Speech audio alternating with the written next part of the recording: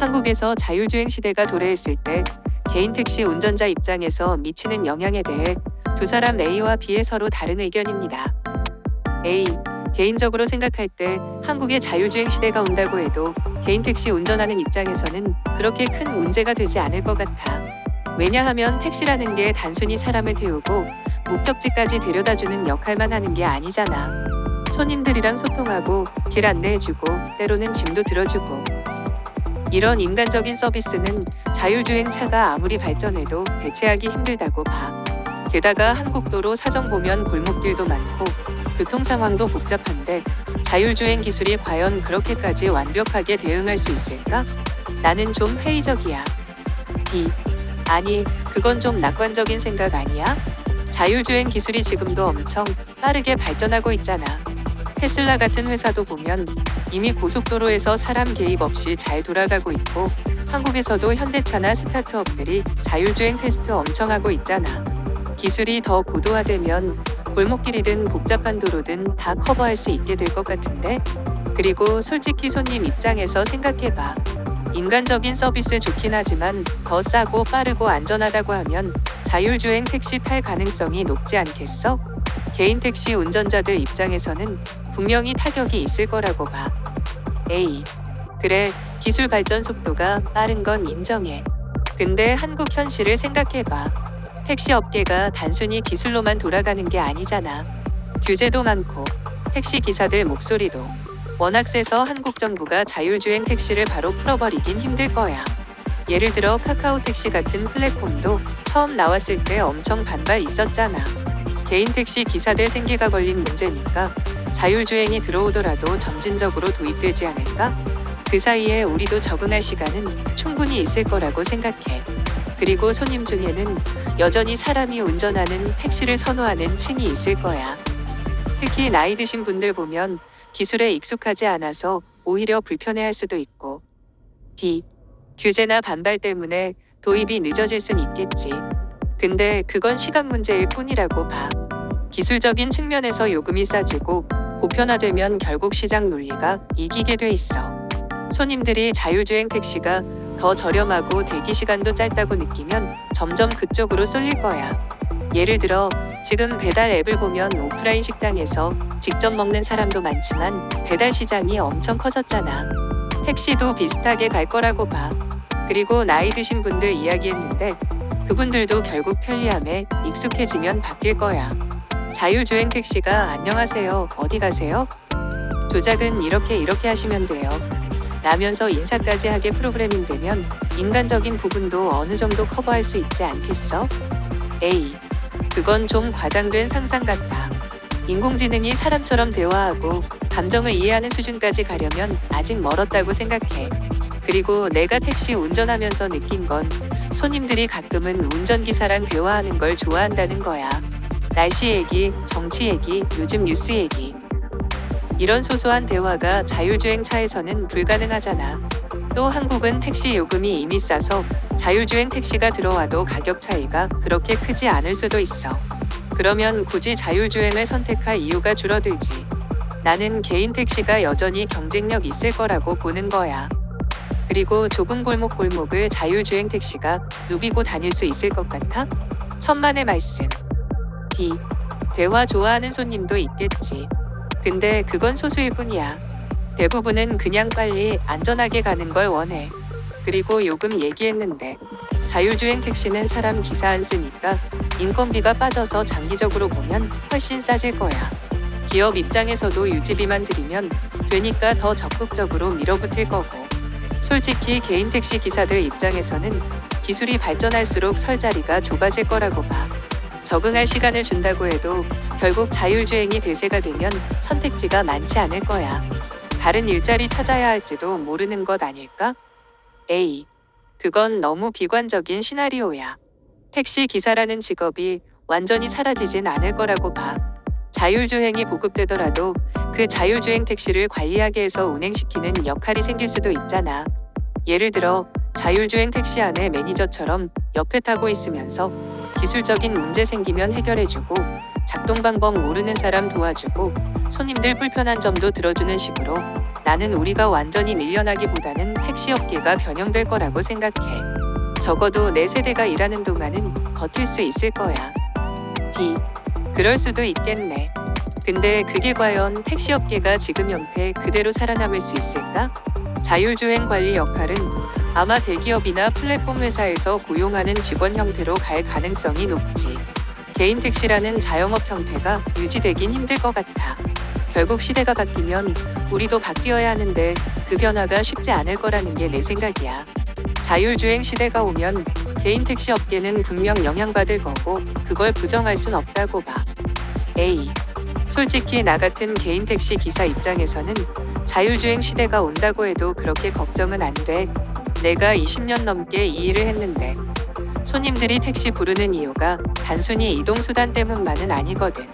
예를 들어 지난주에 할머니 한 분이 타셨는데 가는 길에 자식들 얘기, 옛날 얘기하시면서 되게 좋아하시더라고. 자율주행 차가 아무리 똑똑해도 이런 따뜻한 정은 못 줄 거 아냐. 게다가 한국은 아직 도로도 엉망이고 자율주행 기술이 자리 잡으려면 한참 걸릴 것 같아. 그때까지 내가 은퇴할 나이 될지도 모르고. 그리고 인천공항을 가는 손님이 탈 때 큰 캐리어도 트렁크에 그리고 앞좌석, 조수석 쪽에 이리저리 잘 정리해서 기사님이 넣어주시는데 자율주행 택시가 그게 가능해? 또 취객 손님이 탑승해서 구토라도 해버리면 자율주행 택시가 치울 수는 있어? 어려운 얘기라고. B. 형, 그건 좀 현실 도피 아니야? 자율주행 기술이 느리게 올 거라고 생각하는 것도 이해가 가지만 요즘 뉴스 보면 벌써 시범 서비스 시작한 데도 많잖아. 강남에서 자율주행 셔틀 테스트한다더라. 나도 택시 몰아본 지 10년 됐는데 손님들이 점점 앱으로 호출하고 말 안 걸고 핸드폰만 보는 경우가 많아졌어. 정 주는 것도 좋지만 솔직히 요즘은 그런 거보다 빨리 가는 게 더 중요하다고 느끼는 손님이 대부분인 것 같아.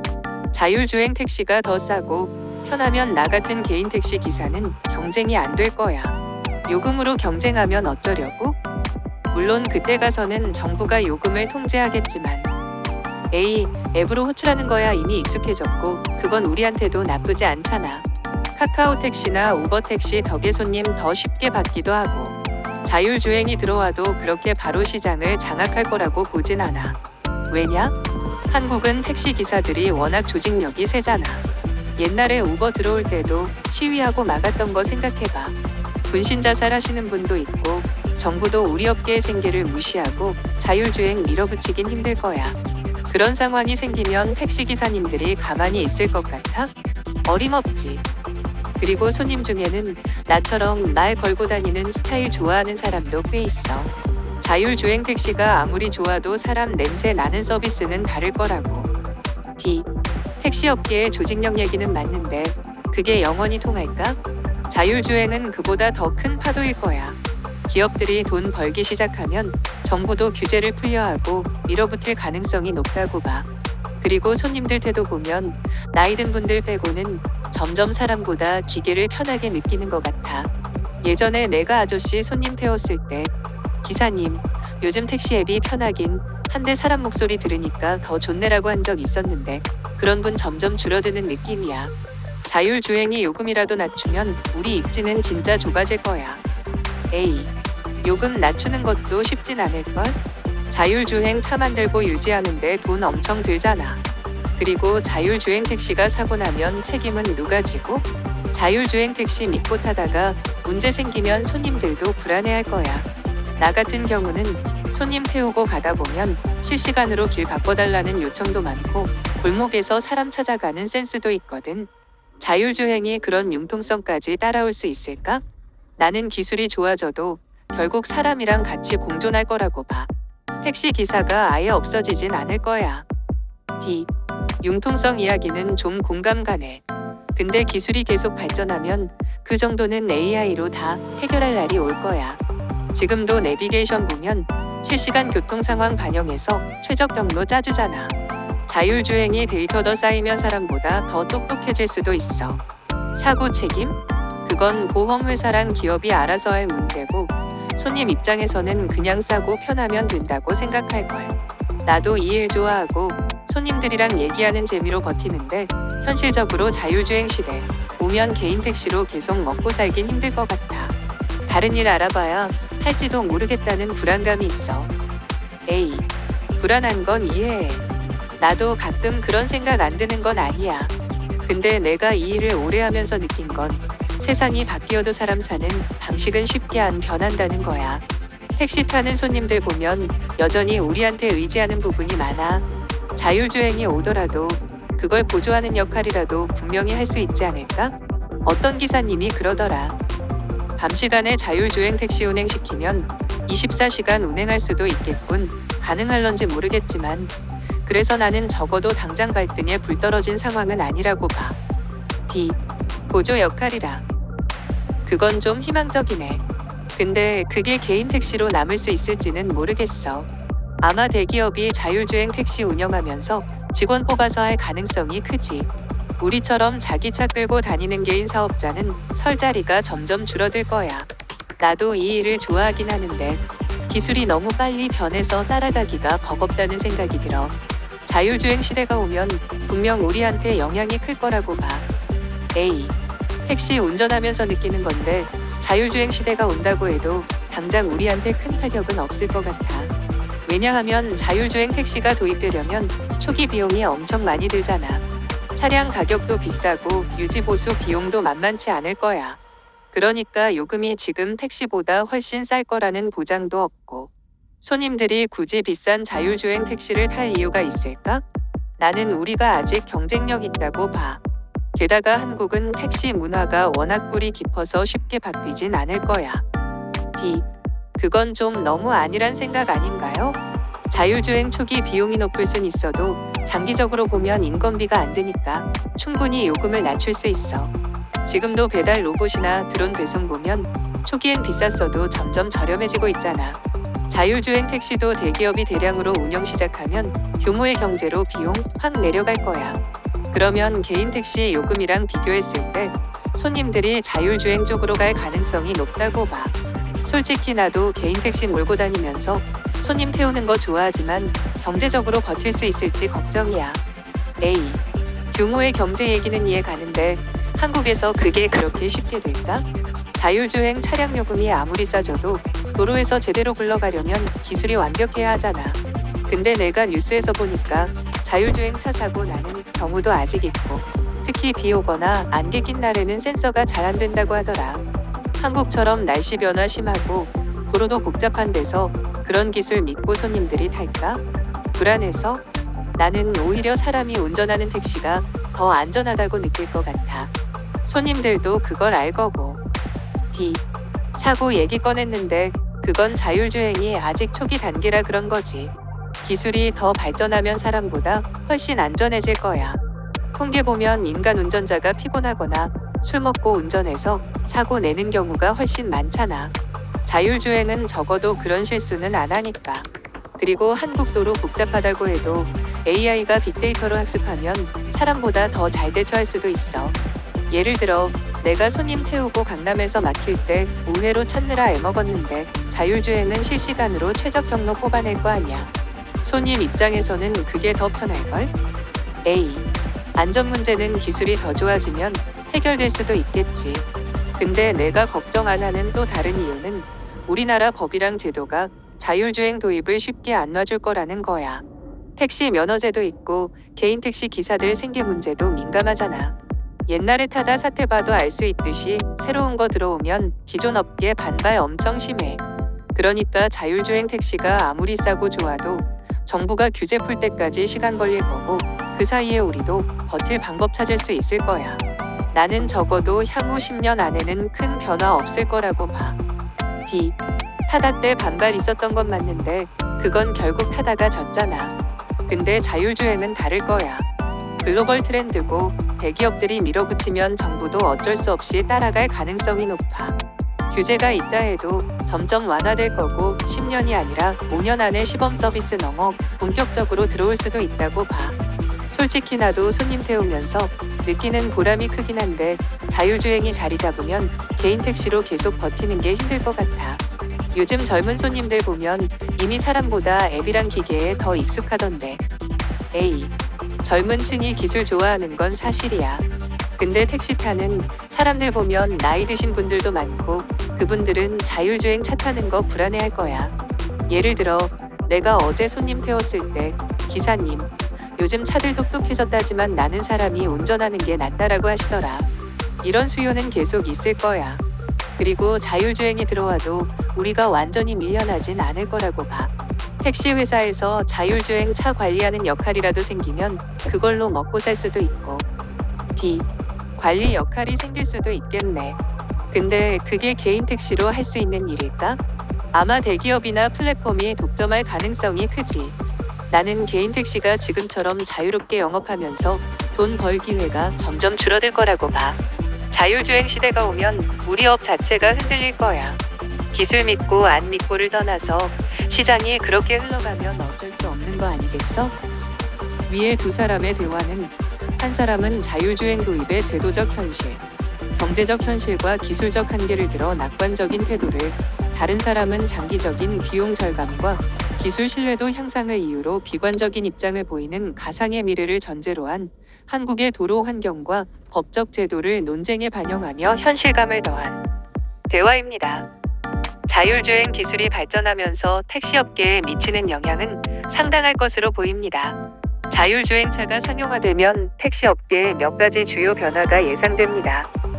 우선 비용 측면에서 자율주행차는 장기적으로 운전기사 인건비를 줄일 수 있어 운영 비용이 낮아질 가능성이 있습니다. 개인 택시 기사들은 스스로 운전하며 생계를 유지하지만 자율주행 기술이 도입되면 이러한 역할이 자동화될 수 있어 전통적인 개인 택시 운전자의 일자리가 감소할 수 있습니다. 둘째, 서비스의 효율성과 안전성이 향상될 수 있습니다. 자율주행차는 인간의 실수를 줄이고 24시간 쉬지 않고 운행할 수 있어 승객에게 더 빠르고 안정적인 서비스를 제공할 가능성이 큽니다. 이는 고객 입장에서는 편리함으로 이어질 수 있지만 개인 택시 기사들에게는 경쟁이 심화되는 요인이 될 수 있습니다. 셋째, 규제와 법적 변화도 영향을 미칠 것입니다. 자율주행차가 도입되려면 정부의 규제 프레임워크가 마련되어야 하는데 이 과정에서 개인 택시 면허 제도나 운영 방식이 바뀔 수 있습니다. 예를 들어 자율주행 택시를 운영하려면 새로운 자격 요건이나 면허가 필요할 수도 있습니다.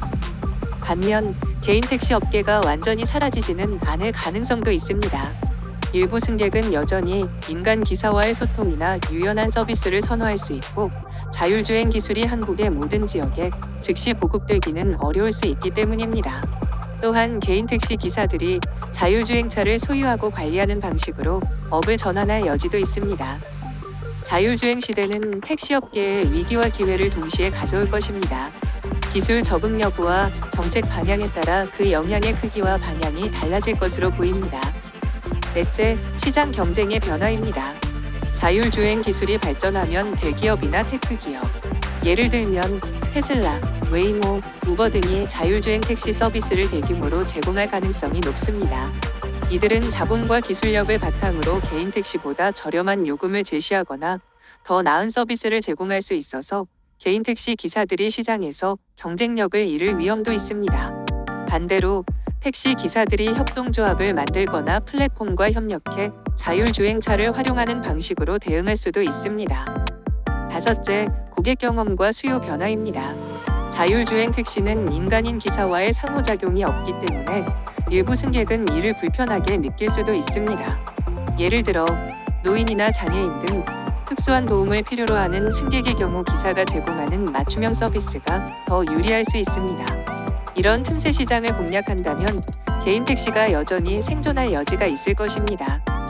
여섯째, 기술 도입 속도와 지역적 차이입니다. 자율주행차가 도시에서는 빠르게 확산될 수 있지만 교통 인프라가 덜 발달한 지방이나 농촌 지역에서는 도입이 더디게 진행될 수 있습니다. 이 경우 택시 기사들은 자율주행차가 덜 보급된 지역에서 기존 방식으로 계속 운영할 가능성이 있습니다. 환경적 요인도 영향을 미칠 수 있습니다. 자율주행차는 대부분 전기차 기반으로 개발되고 있어 친환경 교통수단으로 각광받을 가능성이 높습니다. 개인 택시 기사들이 기존 내연기관 차량을 사용한다면 환경 규제나 소비자 선호 변화로 인해 불리해질 수 있습니다. 이를 극복하려면 전기차나 자율주행 기능을 갖춘 차량으로 전환하는 투자가 필요할 수도 있습니다. 요약하자면 자율주행 시대는 택시업계에 구조적 변화를 가져오겠지만 그 속도와 영향은 기술 발전, 소비자 선호, 정부 정책, 그리고 기사들의 적응력에 따라 달라질 것입니다. 변화에 유연하게 대처한다면 새로운 기회를 찾을 수도 있을 겁니다. 일곱째, 보험과 책임 문제입니다. 자율주행차가 사고를 일으킬 경우 책임 소재가 운전자인 기사에서 제조사나 소프트웨어 개발사로 이동할 가능성이 큽니다. 현재 개인 택시 기사들은 사고 시 본인이 보험료를 부담하거나 법적 책임을 지지만 자율주행차 시대에는 이런 부담이 줄어들 수 있습니다. 하지만 동시에 자율주행차를 운영하려면 새로운 형태의 보험 가입이 필요할 수 있고 초기에는 보험료가 높게 책정될 가능성도 있습니다. 이는 개인 택시 기사들에게 추가 비용 부담으로 작용할 수 있습니다. 여덟째, 데이터와 개인정보의 활용입니다. 자율주행 택시는 승객의 이동 경로, 탑승 습관 등 방대한 데이터를 수집할 수 있습니다. 대기업이 운영하는 자율주행 택시는 이 데이터를 활용해 서비스를 최적화하거나 광고 등 부가 수익을 창출할 수 있지만 개인 택시 기사들은 이런 데이터 분석 능력이나 자원을 갖추기 어려울 수 있습니다. 이는 경쟁에서 불리한 요소가 될 수 있습니다. 아홉째, 사회적 인식과 저항입니다. 자율주행차가 도입되면 택시 기사 같은 운전 관련 직업이 감소할 수 있다는 우려가 커질 수 있습니다. 이에 따라 기사들이나 관련 단체가 자율주행 기술 도입에 반대하거나 규제를 요구하는 움직임이 생길 수 있습니다. 이런 사회적 갈등은 자율주행 시대의 전환 속도를 늦추거나 개인 택시 업계에 유리한 방향으로 정책을 이끌어낼 수도 있습니다. 열 번째, 유지보수와 기술 의존성입니다. 자율주행차는 센서, 카메라, 소프트웨어 업데이트 등 복잡한 기술에 의존합니다. 개인 택시 기사들이 직접 차량을 관리하기보다는 제조사나 전문 업체에 의존해야 할 가능성이 높아 유지보수 비용이 증가하거나 기술적 문제 발생 시 즉각적인 대처가 어려울 수 있습니다. 이는 기존의 차량을 스스로 관리하며 유연하게 운영하던 개인 택시의 장점을 약화시킬 수 있습니다. 자율주행 기술은 개인 택시 업계에 혁신적인 변화를 가져오겠지만 그 과정에서 기사들의 역할 제정에 새로운 기술 습득, 그리고 시장 적응이 필수적일 것입니다. 변화에 대비한 준비가 없다면 어려움이 커질 수 있지만 반대로 이를 기회로 활용한다면 새로운 형태의 개인 택시 서비스로 발전할 가능성도 열려 있습니다. 11번째, 승객과의 신뢰관계 변화입니다. 개인 택시 기사들은 종종 단골 손님과 인간적인 관계를 맺으며 신뢰를 쌓아왔습니다. 예를 들어 특정 고객의 선호나 상황을 기억하고 맞춤형 서비스를 제공하는 경우가 많았죠. 하지만 자율주행 택시는 이런 개인적인 접촉이 없어 기계적이고 표준화된 서비스만 제공할 가능성이 높습니다. 이는 일부 승객에게는 편리함으로 다가갈 수 있지만 인간적 교감을 중시하는 고객층에서는 개인 택시가 여전히 선호될 여지가 있습니다. 12번째, 초기 투자 비용과 접근성입니다. 자율주행차는 현재 기술 개발 단계에 있으며 상용화 초기에는 차량 가격이 상당히 높을 것으로 예상됩니다. 개인 택시 기사들이 자율주행차를 구매하거나 리스하려면 큰 초기 자본이 필요할 수 있습니다. 자금력이 부족한 기사들은 이를 도입하기 어려워 기존 차량으로 계속 운영하거나 업계를 떠날 가능성이 생길 수 있습니다. 반면 대기업은 자율주행 택시 플릿을 대량으로 도입할 수 있어 시장 점유율 격차가 벌어질 수 있습니다. 13번째, 교통 혼잡과 운영 효율성입니다. 자율주행차는 교통 흐름을 최적화하고 혼잡을 줄이는 데 기여할 수 있습니다. 예를 들어 차량 간 통신 V2V 기술로 사고를 줄이고 효율적으로 경로를 설정할 수 있죠. 이는 전체 택시 서비스의 품질을 높일 수 있지만 개인 택시 기사들이 자율주행 시스템에 적응하지 못하면 경쟁에서 뒤처질 수 있습니다. 또한 자율주행 택시가 늘어나면 도심 내 택시 공급이 과도해져 수익성이 떨어질 위험도 있습니다. 14번째, 직업 전환과 재교육의 필요성입니다. 자율주행 기술이 개인 택시 기사의 전통적인 운전 역할을 대체한다면 기사들은 새로운 직업을 찾아야 할 수 있습니다. 예를 들어 자율주행차의 관리, 모니터링, 고객 응대 같은 새로운 역할을 맡거나 아예 다른 업종으로 전환해야 할 수도 있습니다. 정부나 업계가 재교육 프로그램을 제공한다면 전환 부담을 줄일 수 있겠지만 그렇지 않으면 개인 택시 기사들의 생계에 큰 타격이 될 수 있습니다. 자율주행 시대는 개인 택시 업계의 기술적, 경제적, 사회적 도전을 동시에 안길 것입니다. 기사 개개인의 대응 능력과 사회적 지원 체계가 이 변화의 영향을 크게 좌우할 것으로 보입니다. 오늘도 안전운전 하시기 바랍니다. 감사합니다.